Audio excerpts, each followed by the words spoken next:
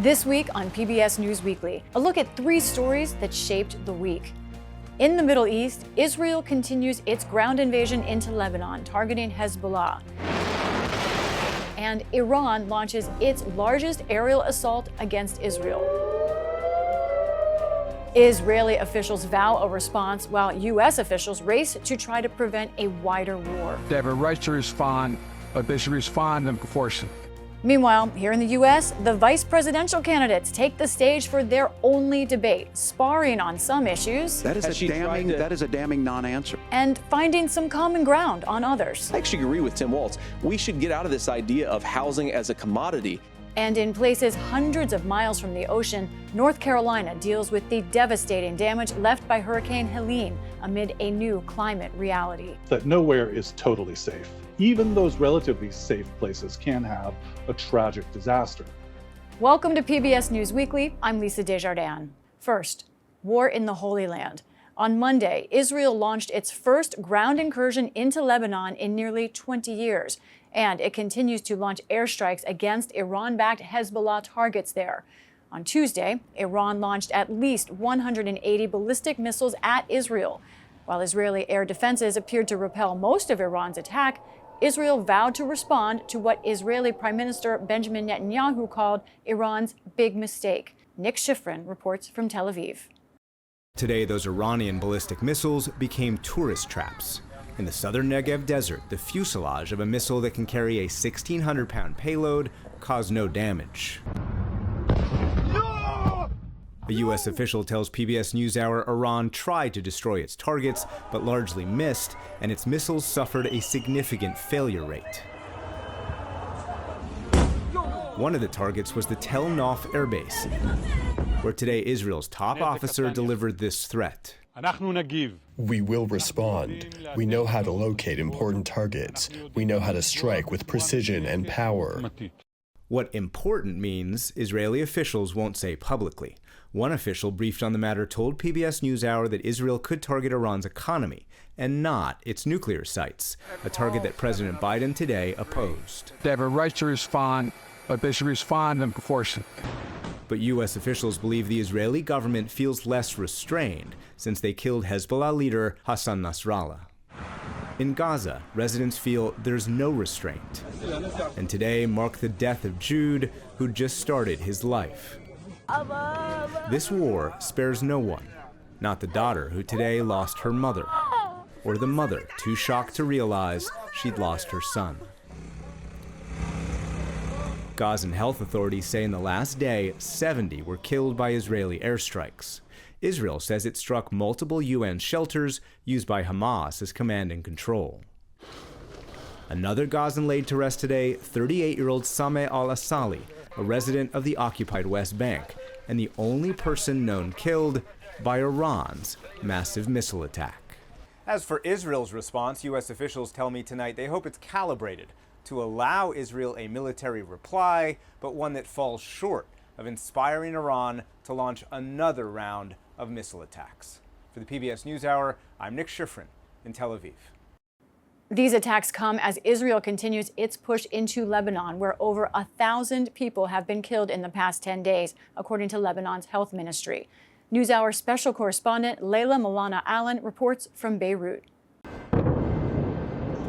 Among the things this war has taken from Lebanon's people, the ability to sleep. Each night now, across the country, an anxious wait for the next airstrike to fall. Weighing whether to open windows so they won't smash from the pressure of a nearby explosion, or shut them to stop the noxious black fumes getting in. Last night, Beirut's residents didn't have to wait long. Just shy of midnight, a low swoosh and 3 hollow bangs. Then fire. One strike hit further inside the capital than any so far.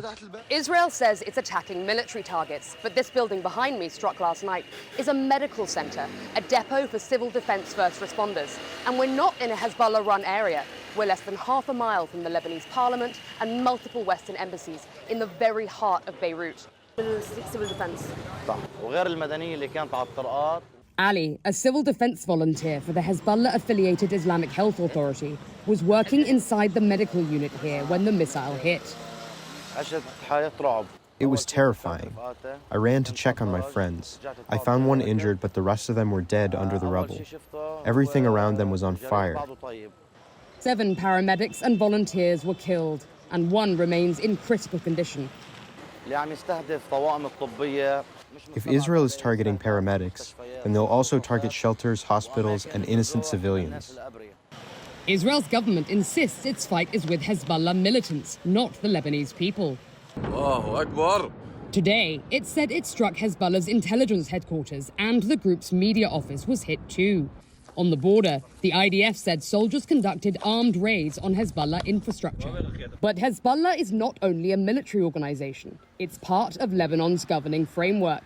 It runs hospitals, social services, and schools.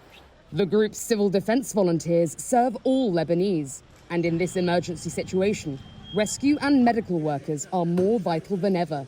It's not the first time medical personnel have been targeted in this conflict. And today, the Lebanese Red Cross said 4 of their staff were also wounded. Medical facilities and personnel are protected under international law. Intentionally attacking them is a war crime. The IDF hasn't yet said why they struck the facility. But as more and more residential and civilian buildings are targeted here, locals fear the rules of war are being left in the dust. Lebanon's health minister said today nearly 100 medics have been killed in 2 weeks, a quarter of them in just the past 24 hours. Who gave Israel the right to be both judge and executioner at the same time? Left to cope with the chaos as foreigners board evacuation flights and their politicians bicker. Everyday volunteers like the Civil Defense, Lebanese Red Cross and grassroots charities are trying to keep the country afloat.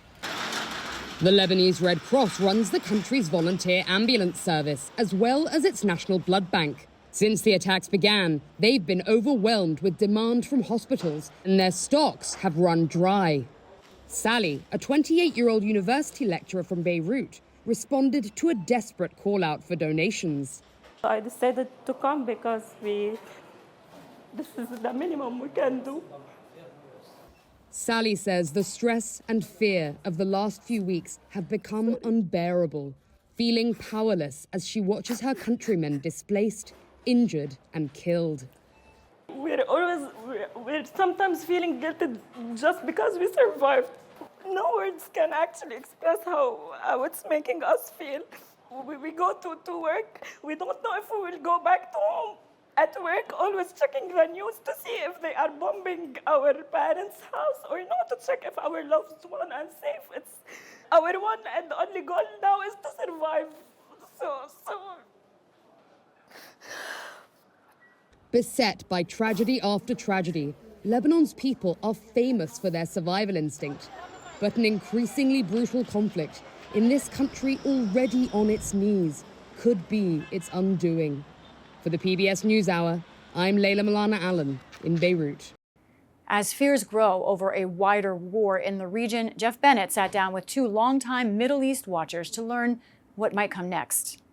Suzanne Maloney is a senior fellow at the Brookings Institution Center for Middle East Policy. And David Makovsky is the director of the Washington Institute for the Near East Policy Project on the Middle East peace process. Thank you both for being here. Suzanne, we'll start with you. I want to start with your reaction to today's developments. What does it suggest about the future course of this war? Well, I think we're on the precipice of something that we really haven't experienced before, which would be a direct engagement, a direct military conflict between Israel and Iran. The 2 countries have been locked in conflict for decades, but it has largely been a gray zone war. And for their part, the Iranians have primarily relied upon proxies, including and especially Hezbollah, in order to wreak violence against Israel. What we're now seeing in April and with this latest attack is that they are prepared to violate a taboo that had held for 45 years, a direct attributable attack from Iran against Israel, which does run the risk of a direct interstate war, which would have devastating consequences for Iran and for the wider region. And David, give us a sense of how Israel is calibrating its response right now, especially in light of this statement from the Prime Minister that Iran made a big mistake and will pay for it. Well, look, you have 181 ballistic missiles. I think it takes 12 minutes for a ballistic missile to leave Iran and land in Israel. these ballistic missiles, landed all over the country. This is something Israel's never experienced before in 76 years. So a threshold's been crossed here too. So I think an Israeli retaliation is certain. To me, the only question is the target, the scope, the timing, and I don't know to an extent, in terms of wanting to be sure the U.S. is on board with all of Israel's strikes, how much consultations are in advance. Delving more deeply, Suzanne, into Iran's calculation here, this attack is significant. It's much stronger than the one in April. Yet the IDF said it intercepted a large number of the ballistic missiles. Is Iran in some way showing restraint, or is what we saw all it can do right now? I don't think Iran is showing restraint. I think, in fact, this attack was not as heavily signaled as the one that took place in April, for which the United States was able to prepare carefully with Israel and with other partners and allies around the region to ensure that there would be a successful effort to repel it. In this case, I think it was a much dicier, much shorter turnaround time. Where does this leave Hezbollah, especially given the Israeli stepped-up occupation and an operation, rather, in southern Lebanon? Well, look, its leadership has been decapitated. We've never seen anything like this. There have been a targeted killing of one of these people, but we never saw the entire top tier, including the leader himself, Sheikh Hassan Nasrallah, killed. So I think they've been wanting Iran, to come to their defense. We've heard stories about fireworks tonight in Beirut and Amman and Gaza, saying, finally, here's Iran coming to our aid. Don't forget, Qasem Soleimani, who was the legendary head of the Revolutionary Guards, this was his concept, the Ring of Fire, all the proxies. Hezbollah was supposedly the jewel in the crown of Soleimani, of the Iranians. And now, if Israel's decapitated their leadership, because they want to make Israel unlivable, both the north and the south, where people had to abandon their homes for a full year, they want to know now, okay, now we're in disarray. What is Iran going to do for us? So here is what we see tonight, and I expect this to be an escalatory spiral at this point. U.S. officials today at the White House, at the State Department, at the Pentagon, they all expressed this view that a diplomatic solution is the only solution for a lasting peace right now. Is that achievable at this point, in your view, Suzanne? I don't think it's imminent, unfortunately. There has been a lot of diplomatic effort invested in trying to advance a ceasefire in Gaza, and there has also been, throughout this long war in Gaza, a serious effort on the part of the White House to try to persuade Hezbollah diplomatically to pull back from the Israeli border and to eventually disarm as required under a prior UN Security Council resolution. I think that there had been some optimism that if one could be achieved, the ceasefire had been presumed to be the first order of business, that the second could be achieved diplomatically. Now, with the region aflame and with the likelihood of an Israeli response against Iran, which will inevitably precipitate some kind of Iranian retaliatory effort, whether it's another barrage of missiles or whether it's an effort to try to reactivate terrorism against Israel and Israeli interests around the region, I think we're in for a very difficult time ahead. And de-escalation has been the primary interest of this administration, and that has not been the story of these last 2 weeks. Does the administration have any leverage left, or is Netanyahu really impervious to U.S. influence at this point? Well, look, I think, as Suzanne said, the U.S. put all of our eggs in the ceasefire for hostage deal on Gaza. I think we were close at certain points. The U.S. had certainly not lacked the energy to make this happen, but in the end, couldn't bring it over the finish line. There's going to be a lot of finger pointing on why that didn't happen. I think in the end, it comes back to Yahya Sinwar, maybe in a tunnel somewhere, but leave that aside. Look, I hope we don't see a regional war. Let's be clear. All the Arab governments, there's not one that is for the Iranians. When we say regional forces, we're talking about proxies like Houthis and Hezbollah and people like that. Most of the Arab states see Iran as a destabilizer. Now, can the U.S. say, Israel, okay, you'll get your retaliation, but after that, let's find a way out of this. Let's find the off-ramp. I still think it's possible. I don't think a regional war is preordained at all. But clearly, the U.S., our first choice was the ceasefire for hostage deal, and that now seems, we're very unlikely. In the minute we have left, what does an off-ramp look like at this point? think an off-ramp really has to be a decision on the part of the Iranians that they're not going to retaliate once they're hit by Israel, because that is fundamentally the next step. And I think that where we are with the Iranian leadership, I wouldn't bank on any further restraint. Suzanne Maloney, David Makovsky, thank you so much for your insights and for being here at the desk with me. I appreciate it. Delighted. Thank you. Here at home, the presidential race is entering its final stretch. This week, the Republican and Democratic presidential campaigns zeroed in on swing states after the vice presidential nominees took their turn on the debate stage. Fresh off last night's CBS vice presidential debate, Minnesota Governor Tim Walz kicked off a Pennsylvania bus tour. From her first day as a prosecutor to right now as vice president, Kamala Harris has only one client: the people. The people. And Donald Trump's running mate, Ohio Senator J.D. Vance, rallied crowds in Michigan. We already ran this experiment once. Donald Trump's economic policies worked for American families. They worked for American consumers. Governor, Senator, thank you for joining us. In the vice presidential debate last night, Vance came out focused on Harris. Governor Walz, you blame Donald Trump. Who has been the vice president for the last 3.5 years? And the answer is your running mate, not mine. Well, Governor Walz had a shakier start. He was asked about the Middle East and whether Israel should preemptively strike at Iran. Israel's ability to be able to defend itself is absolutely fundamental. Getting its hostages back, fundamental, and ending the humanitarian crisis in Gaza. At the top of Senator Vance's agenda, immigration. Moderators asked him about former President Trump's vow to carry out mass deportations. I think the first thing that we do is we start with the criminal migrants. About 1 million of those people have committed some form of crime in addition to crossing the border illegally. The contrast was clear, but the tone civil.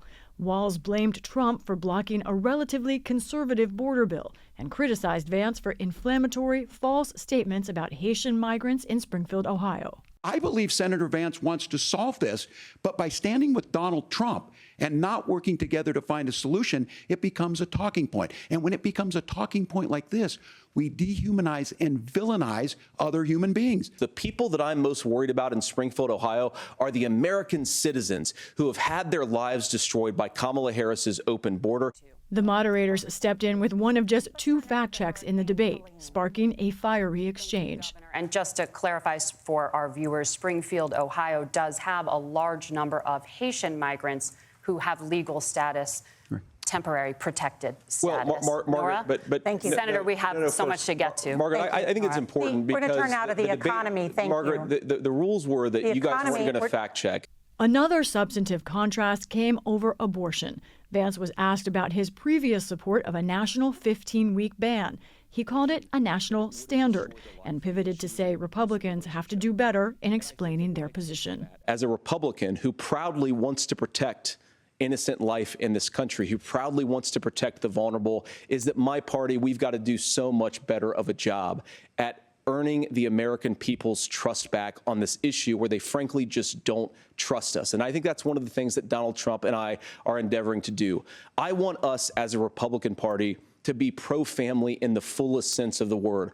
But Walz found his footing and blasted Vance's words as masking a GOP that he sees as oppressing women's rights. How can we as a nation say that your life and your rights, as basic as the right to control your own body, is determined on geography? Donald Trump is trying to figure out how to get the political right of this. I agree with a lot of what Senator Vance said about what's happening. His running mate, though, does not, and that's the problem. The debate was often substantive and notably more congenial than past face-offs, ending on a question and key exchange about democracy. Vance in the past has said he would have tried to block the 2020 results. He was asked if he would challenge election results this year if he loses. Look, what President Trump has said is that there were problems in 2020, and my own belief is that we should fight about those issues, debate those issues peacefully in the public square, and that's all I've said, and that's all that Donald Trump has said. But Walz criticized Vance for not acknowledging the election results and Trump's relationship to the January 6th Capitol riot. This is one that we are miles apart on. This was a threat to our democracy in a way that we had not seen. And it manifested itself because of Donald Trump's inability to say. He is still saying he didn't lose the election. I would just ask that. Did he lose the 2020 election? Tim, I'm focused on the future. Did Kamala Harris censor Americans from speaking their mind in the wake of the 2020 COVID situation? That is a damning non-answer. Elsewhere, at a Wisconsin news conference last night, Trump himself also had a telling non-answer to the same question. Do you trust the process this time around? I'll let you know in about 33 days. Closing in on 1 month left, and still many questions about how this ends. For the PBS NewsHour, I'm Lisa Desjardins. Hurricane Helene has become one of the deadliest hurricanes in the U.S. in the last 50 years. At least 200 people have died and hundreds are unaccounted for. Western North Carolina, hundreds of miles from the coast and thousands of feet above sea level, was among the hardest hit regions. Alex Steffen, writer of the climate newsletter The Snap Forward, joined William Brangham to discuss how communities that once were considered climate havens are now discovering there is no such thing anymore. Asheville, which is temperate, inland, nestled up in the hills with lots of fresh water, often ranks high on lists of so-called climate-safe cities. But experts are skeptical of the idea that any community is truly out of reach of the impacts of climate change. This storm has driven that point home in the worst way possible. To discuss how a warming world impacts us all and what individuals and communities can do about it, we are joined by climate expert Alex Steffen. He writes the newsletter, The Snap Forward. Alex Steffen, so good to have you on the NewsHour. I mean, as I mentioned, Asheville for years has had this reputation as a haven, a place you could go to live a safe life in the woods and in the hills, insulated in some way from climate change. What does this storm tell us about that conceit? Well, I think it tells us three things. First, I think it tells us that nowhere is totally safe. And second, I think it tells us that while there are places that are relatively safe compared to others, even those relatively safe places can have a tragic disaster.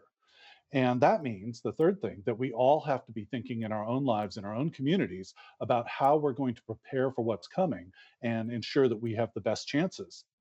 As you mentioned, some places are more resilient than others and potentially more protected than others. But do you think it's even a wrong question for people to be thinking about moving to a place that is, quote unquote, safe from climate change? Well, the way I like to talk about it when I teach classes and do talks is that the thing we want to think about most is moving away from risk. There are places that we know for sure have very high and rising risks. There are places that have fewer risks. And I think that if you live in a really dangerous, vulnerable place, moving is, in fact, probably the best thing you can do. And I think millions of people in America will be moving over the next couple decades. I mean, as you're talking, I'm thinking about, apart from the human toll that these disasters cause, there are so many embedded assumptions made in where we live. The houses people buy, the mortgages that banks give, the businesses that are bought and run. I mean, it seems those places, those are all done with an assumption of certainty, and this seems to call all of that into question. Absolutely. We built these great lives for the needs we had in the past, and we have, thriving communities, and folks have homes, and we have businesses and infrastructure that were all built for how the world worked a couple decades ago. But the world doesn't work that way anymore. So there's been a discontinuity. Right. In fact, the data, I think, indicates that people, rather than doing what you're suggesting, moving away from risk, are in fact moving into risk. They may not be doing it intentionally, but they're moving to areas that we know are more and more dangerous. What should individuals do to try to make an assessment about smart moving, if they're going to do so? Well, at the very basic level, we should be looking to resources like the FEMA risk maps that exist, and making sure that we're not moving right into the jaws of harm. But at a larger level, we need to be thinking on a broader scale and understanding that each person's answers will be different based on their community, their politics, their race, their creed, and that each person also can balance different risks more capably. And so we need to start digging into what actually makes a place safe, not just how endangered is it by climate change and other ecological problems, but how well is the community coming together? How effective is local government?